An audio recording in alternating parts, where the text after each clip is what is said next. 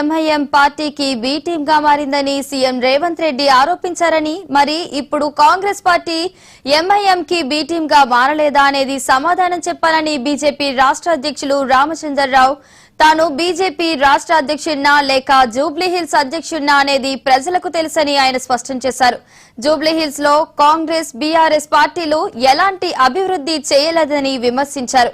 ఈసారి బీజేపీకి అవకాశం ఇస్తే తప్పకుండా తాము అభివృద్ధి చేసి చూపిస్తామంటున్న బీజేపీ రాష్ట్ర అధ్యక్షులు రామచంద్రరావుతో మా senior correspondent Srinivas face to face. ప్రస్తుతం మనతో పాటు బీజేపీ రాష్ట్ర అధ్యక్షుడు రామచంద్రరావు ఉన్నారు.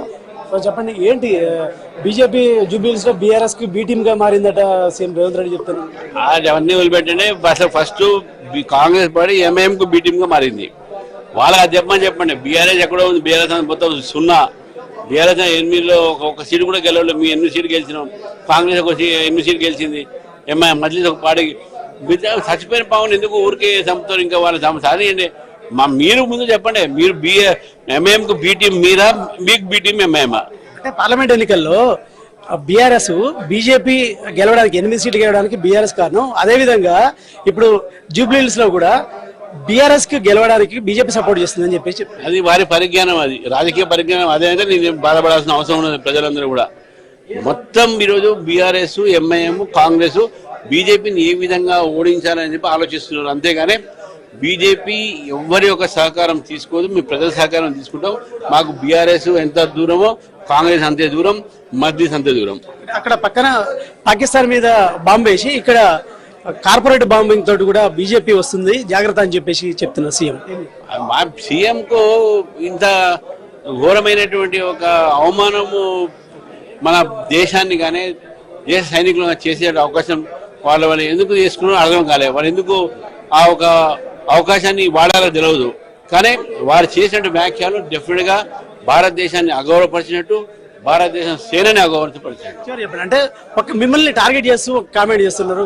రామచంద్రరావు బీజేపీ రాష్ట్ర అధ్యక్షుడా, జూబ్లీహిల్స్ అధ్యక్షుడా, అంతే అవగాహన లేకుండా మాట్లాడుతున్నారు కూడా మాట్లాడుతున్నారు. ఏం చెప్తారు? కానీ అది వాళ్ళ అవగాహన కావచ్చు, అది నా అవగాహన కాదు. వాళ్ళ అవగాహన వల్ల మరి ఏ సందర్భంగా మాట్లాడాలో నాకే తెలియదు. అంటే చివరి చెప్పండి, మీకు జూబ్లీహిల్స్ లో ప్రజలు ఓటు ఎందుకు వేయాలంటే ఏం చెప్తారు? వాళ్ళు కాంగ్రెస్ ని చూసారు, బీఆర్ఎస్ ని చూసారు. ఒక అవకాశం బీజేపీకి ఇవ్వండి.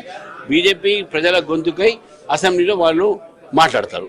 రైట్. ఏదైతే అంటే గతంలో కాంగ్రెస్ ని చూశారో అదేవిధంగా ఆ బీఆర్ఎస్ ని చూశారు. ఈసారి ఖచ్చితంగా బీజేపీకి ఒక అవకాశం ఏంటి, ప్రజల గొంతుకై ఖచ్చితంగా జూబ్లీహిల్స్ లో అభివృద్ధి చేస్తామంటున్నారు. అదేవిధంగా ఏదైతే తనపై చేసినటువంటి వ్యాఖ్యలు అనేది వాళ్ళ వ్యక్తిగతం అంటూ కూడా రాష్ట్ర అధ్యక్షుడు రామచంద్రరావు చెప్తున్నారు. కెమెరా పర్సన్ విల్సన్ తో శ్రీనివాస్, మహా టీవీ, హైదరాబాద్.